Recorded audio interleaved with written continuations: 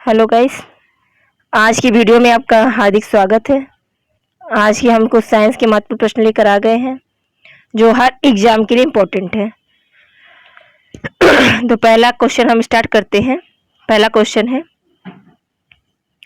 कह रहा है कि पहला क्वेश्चन है, रुधिर में श्वेत रुधिर कणिकाओं की अत्यधिक मात्रा में उपस्थित को रोग विज्ञान की भाषा में कहते हैं।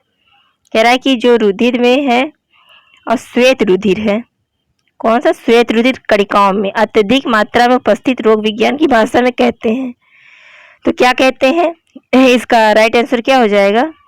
इसका राइट आंसर है बी, लुकोमिया। लुकोमिया जो है ये रुधिर में श्वेत रुधिर कणिकाओं की अत्यधिक मात्रा में उपस्थित की रोग का विज्ञान की भाषा में कहते हैं। नेक्स्ट क्वेश्चन देखते हैं।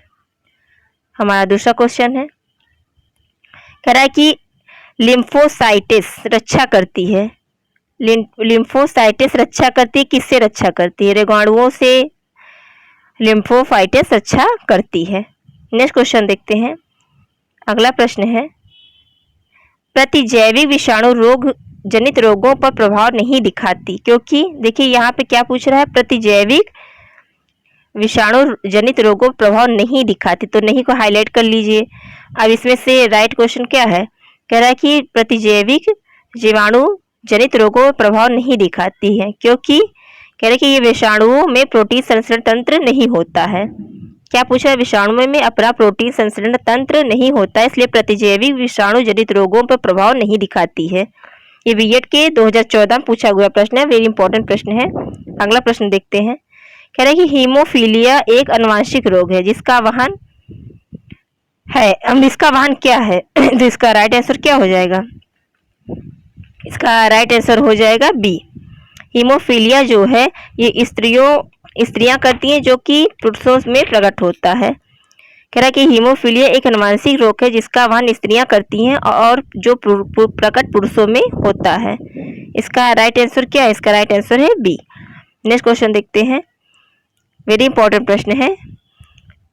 कह रहा है कि सर्वदाता रुधिर वर्ग, यहाँ पे हमारा क्या पूछ रहा है? सर्वदाता पूछ रहा है, सर्वग्राही नहीं पूछ रहा। बहुत ध्यान से प्रश्न को पढ़िए। तो कह रहा है सर्वदाता रुधिर वर्ग है, सर्वदाता रुधिर वर्ग है, तो इसका राइट आंसर क्या हो जाएगा? इसका राइट आंसर हो जाएगा ओ। जो ओ है ये सर्वदाता रुधिर वर्ग में आता है। सर्वदाता रुधिर वर्ग में क्या आता है? तो इसका राइट आंसर क्या है? तो इसका राइट आंसर है ओ। ओ जो है ये सर्वदाता रुधिर वर्ग में आता है। नेक्स्ट क्वेश्चन देखते हैं। श्वेत फुफ्फुस रोग पाया जाता है, श्वेत फुफ्फुस रोग किसमें पाया जाता है? तो इसका राइट आंसर क्या है? इसका राइट आंसर है पीड़कनाशक उद्योग के कर्मचारियों में श्वेत फुफ्फुस रोग पाया जाता है। नेक्स्ट क्वेश्चन देखते हैं।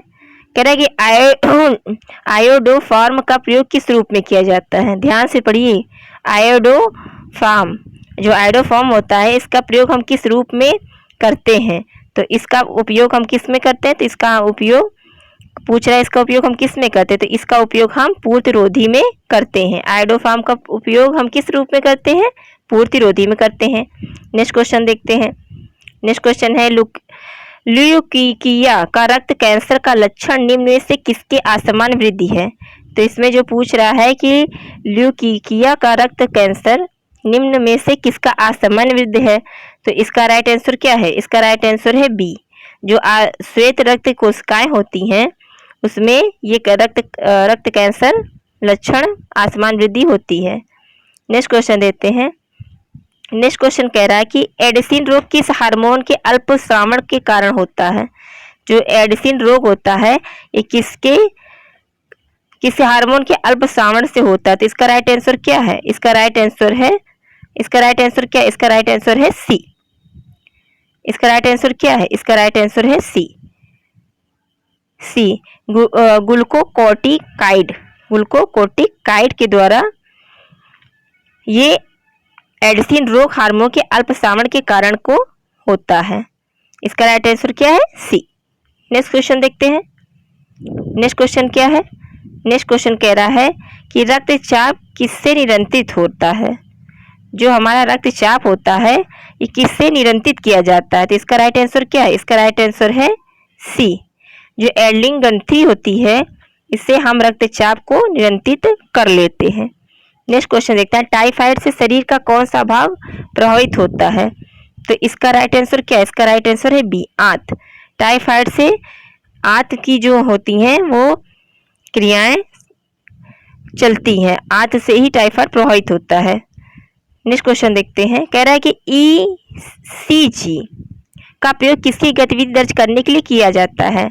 तो जो ईसी का प्रयोग है ये किसकी गतिविधि को प्रयोग करने के लिए किया जाता है? तो इसका राइट आंसर है ए, हृदय की गति के लिए ईसीजी का प्रयोग गतिविधि को दर्ज करने के लिए किया जाता है। नेक्स्ट क्वेश्चन है, निम्न में से कौन सा रोग विषाणु से नहीं होता है? पहले आप नहीं को हाईलाइट कर लीजिए। क्या कह रहा है? नहीं होता है। तो इसका राइट आंसर क्या है? इसका राइट आंसर है सी, जो प्लेग होता है ये रोग विषाणु से नहीं होता है। नेक्स्ट क्वेश्चन देखते हैं, अगला प्रश्न है हमारा, मानव शरीर रचना के संदर्भ में एंटीबॉडीज होते हैं। तो मानव क्रिया के संरक्षण में एंटीबॉडीज क्या होते हैं? तो इसका राइट आंसर क्या है? मानव शरीर की रचना के संदर्भ में एंटीबॉडीज होते हैं। क्या होते हैं एंटीबॉडी? तो इसका राइट आंसर क्या है? तो इसका राइट आंसर है हमारा मानव शरीर वाला बी। राइट आंसर क्या है? राइट आंसर है बी। जो प्रोटीन्स होते हैं ये मानव शरीर संरचना के संदर्भ में एंटीबॉडीज होते हैं। अगला प्रश्न देखते हैं, अगला प्रश्न है, कह रहा है कि जल में फ्लोरीन की कमी से होता है। पूछ रहा है कि जल में फ्लोरीन की कमी से क्या हो जाता है? तो इसका सही उत्तर क्या है? इसका सही उत्तर है ए, दंत क्षरण कैरीज। दंत क्षरण कैरीज से जल में फ्लोरीन की कमी से हो जाता है। जो दांतों में पीलापन हो जाता है और दंत चिकित्सक को सही करते हैं वो फ्लोरीन की कमी से होता है। अगला प्रश्न देखते हैं, कह रहा है कि आहार में आयोडीन की कमी से होता है। क्या पूछ रहा है? आहार में आयोडीन की कमी से क्या हो जाता है? तो इसका आपका राइट आंसर क्या है? घेंगा। जो गले में बीमारी घेंगा की होती है वो आयोडीन की कमी से हो जाती है। तो अगला प्रश्न हम देखते हैं, कह रहा किस रक्त समूह में कोई एंटीजन नहीं होता है? तो कह रहा कोई एंटीजन नहीं होता, इसको हाईलाइट कर लीजिए, नहीं पूछ रहा है। तो कह रहा है कि किस रक्त समूह में कोई एंटीजन नहीं होता? रक्त ओ में, रक्त समूह ए में, रक्त समूह बी में, रक्त समूह ए बी में। तो इसका राइट हो जाएगा 17 का हमारा कि रक्त समूह जो ओ होता है इसमें कोई भी एंटीजन नहीं होता है, कोई भी एंटीजन नहीं पाया जाता है या नहीं होता है। ये हमारा राइट आंसर है। नेक्स्ट क्वेश्चन देखते हैं, नेक्स्ट क्वेश्चन पूछता है, कह रहा निम्नलिखित में से किसी एक जोड़े में से विवाह बच्चे की मृत्यु का कारण हो सकता है। कह रहा है कि ऐसा कौन सा जोड़ा है जिससे कि बच्चे की मृत्यु का कारण बन जाती है? तो इसका राइट आंसर क्या है? इसका राइट आंसर है ए, RH+ पिता तथा RH- माता के मेल से विवाह बच्चे की मृत्यु का कारण हो सकता है। नेक्स्ट क्वेश्चन देखते हैं, नेक्स्ट क्वेश्चन है, घेंगा रोग किससे प्रभावित करता है? तो घेंगा रोग किससे प्रभावित कर? घेंगा रोग होता का भी पीछे हम लोग पढ़ के आए हैं, उपचय को, दृष्टि को, साजन को भी, बोलना को। तो आपको पता है गले में घेंगा रोग होता है, तो उससे हम